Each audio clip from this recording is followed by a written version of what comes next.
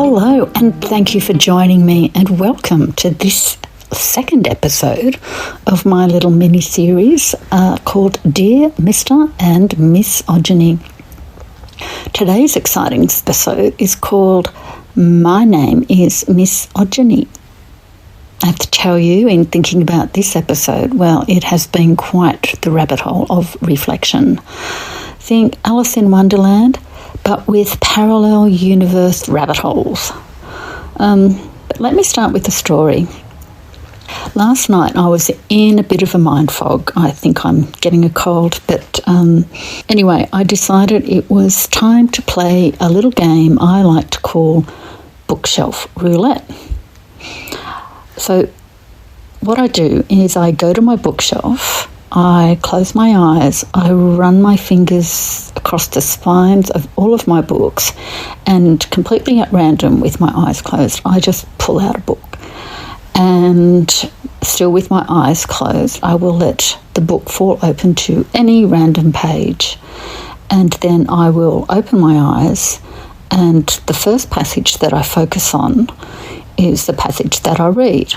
And I'll read it and I'll reflect on it and I'll think about how it relates to what is going on in my head at the time, and see whether it gives me some sort of clarity.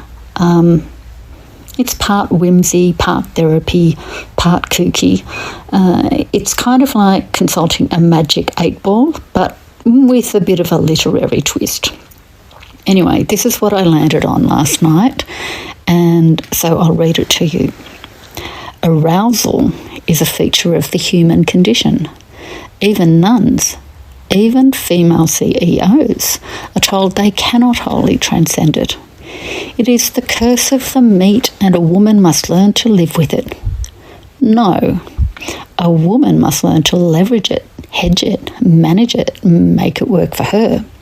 To politely sample its undeniable, if shoddy, pleasures when it announces itself, and to refrain from either stressful fasts or mindless binges. She must familiarise herself with it to exploit it when it is exploitable, but never get careless around it. Otherwise, it will turn on her like a lean and famished she-wolf who eats herself out of emotional house and independent home. She will fuck her dreams away and settle for lesser goals. That's the end of the passage. Now, if you're thinking, okay, there's a lot going on there, that's intense. Well, that's what I thought too. And, I've read it before, but not for many years. Now, there are a few things that really struck me about this passage. First, there's the metaphor of the she-wolf. The she-wolf eats herself out of emotional house and independent home. And then there's the very eloquent, she will fuck her dreams away and settle for lesser goals. But it's a seemingly simple 3-word phrase that for me was the real sucker punch, and that is even female CEOs. Now, you'll have to excuse me here while I get my English teacher on with this 3-word phrase. Even female CEOs.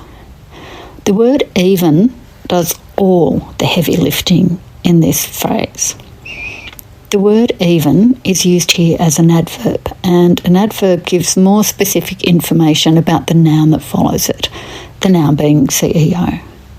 And according to the Cambridge Dictionary, using even as an adverb before a noun will show that the idea in the phrase is very extreme or really surprising. So what is surprising? That a female could be a CEO and have sexual arousals. Ooh, isn't that surprising? Isn't that extreme? Now, I know that the entire passage from the novel on a more literal level is talking about human arousal, and in particular female sexual arousal, and how women should leverage it and manage it and even exploit it. And on this level, the passage points to slut shaming and how women can lose their identity, their self-worth and their sexual autonomy to the men in their lives, and maybe even the families in their lives. But that's a whole other rabbit hole of a podcast episode, which I'm not going to go down. For me, I want to focus on how the passage resonates, particularly with me, and that is in regards to motherhood and career opportunities and my unconscious bias around those two things. Oh, by the way, the book, Half Asleep in Frog Pyjamas, written by one of my favourite authors, Tom Robbins, which I first read back in 1994, back when Rachel and Ross were still trying to figure it out. So, yes, the passage made me think, well, have I settled for what could be perceived as lesser goals? Well, yes, probably more times than I'm aware of, but two times in particular do come to mind. The first time was when my daughter was 5. I was a single mum running my own business when I was offered a job as a CEO of a wine company. It was an emerging wine company. I'd been doing some contract work for the owner, and the company went on to be very successful. Anyway, it was a dream job, and it was a great opportunity. And I know I would have completely kicked ass in that role, except, I turned it down. Why? Because, in my gut, the reason why I turned it down, if I'm really honest, is I thought that I can't be a CEO and a good mum. And that phrase, a good mum, that is loaded with all sorts of gender expectations and a whole lot of other stuff that I'm not going to go into here. But yeah, essentially, I didn't take this CEO because I thought I can't be a CEO and a good mum. The second time that I wonder whether I settled for lesser goals in relation to motherhood was 5 years earlier, right after my daughter was born. I was on maternity leave when my boss called and offered me a general manager position to a branch of the wine company that they were opening up in South Australia.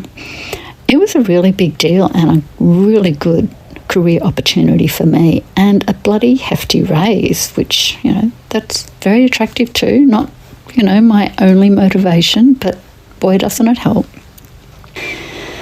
But I declined.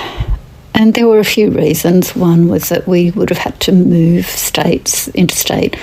My husband needed to find a job where he was happy, and the opportunities in South Australia for him were not great.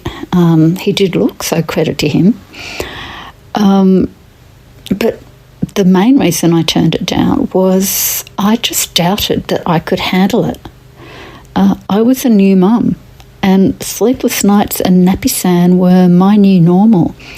And throw into that, baby brain, and I just couldn't get my head around such a great opportunity. And I remember thinking, on top of all of that, general managers are men. Mums don't run companies. I'm not good enough to be that important. Who am I kidding? Anyway, they're the thoughts that went through my mind when I was making that decision, where essentially I turned the job down. Now, looking back, I realised I wasn't really battling mum guilt. I was grappling with imposter syndrome and that subliminal whispering that I told myself that I can't have it all. It's like I had this, I'd absorbed this idea that my career and motherhood were oil and water. and I just couldn't have both together.